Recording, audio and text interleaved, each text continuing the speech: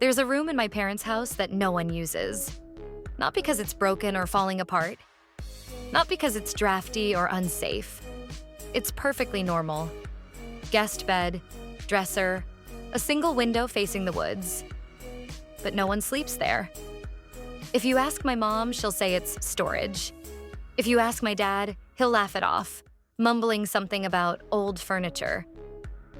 But if you press them, if you really press them, they'll just tell you the rule. Never spend the night in the guest room. The first time I noticed something was off, I was 8. My mom asked me to help dust the house, and I ended up in the guest room. That's when I saw it, sitting on the dresser. A toy, carved out of dark wood, worn smooth at the edges. It wasn't cute. It wasn't even friendly looking. Its body was stiff, its limbs jointed like a marionette. The face was the worst part. Crude. Hollow round eyes burned into the wood. A slit of a mouth, jagged and uneven. It didn't look old. Not antique, not valuable. Just wrong. I remember touching it. My fingertip brushed the grain of its cheek, and I pulled away like it was hot. The wood felt sharp, like splinters pushing out instead of in. That night, I had a nightmare. Trees bending over me, whispering in a language I didn't understand. When I told my parents, they shut me down quick. Don't worry about it. Stay out of that room. That's when the rule began. Years passed. I grew up pretending the room didn't exist. When guests visited, they slept on the couch. The door stayed closed.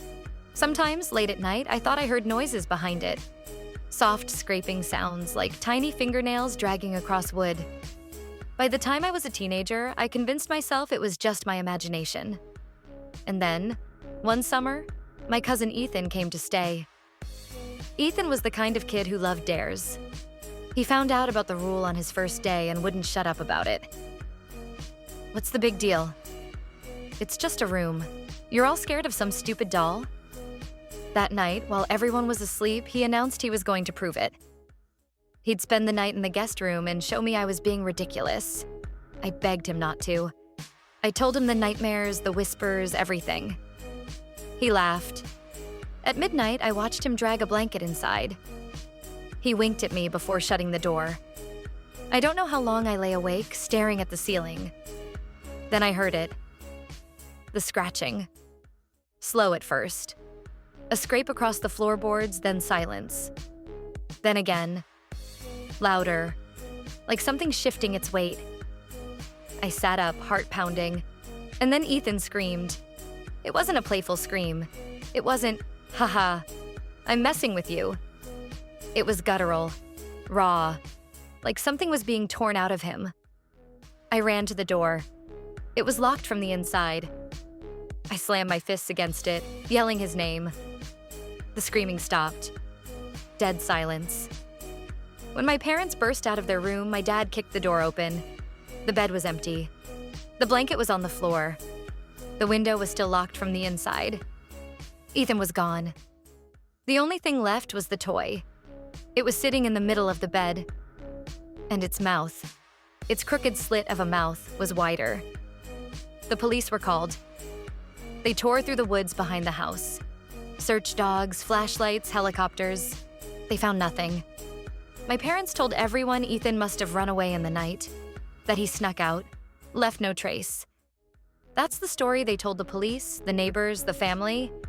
But I know better, because 2 nights later, I woke up to scratching at my window. When I pulled the curtain aside, I saw him. Ethan. Or something wearing Ethan's face. His skin was pale, his eyes sunken. Splinters jutted from his arms like veins, his fingers bent at impossible angles. He pressed his face against the glass, lips moving soundlessly. And behind him, just barely visible in the reflection, the toy, standing. I didn't open the window. I couldn't move. Eventually, they both faded into the trees. That was 10 years ago. I don't live in that house anymore. My parents still do, though they sealed the guest room shut with nails and boards. They don't talk about Ethan. It's like he never existed. But I hear things sometimes, when I call home, when I visit. At night in the background, I'll catch it. Faint scratching. And every so often when I dream, I'm back in those woods. The trees whisper, and ahead of me, I see him. Ethan. Strings tied to his arms and legs, his mouth moving in silence. The toy is always there, pulling the strings. And every time I wake up, I swear I can still feel it. Rough wood pressed against my chest, splinters digging into my skin. The rule hasn't changed. Never spend the night in the guest room. But I know one day, the toy will find me again. And this time, it won't stop at dreams.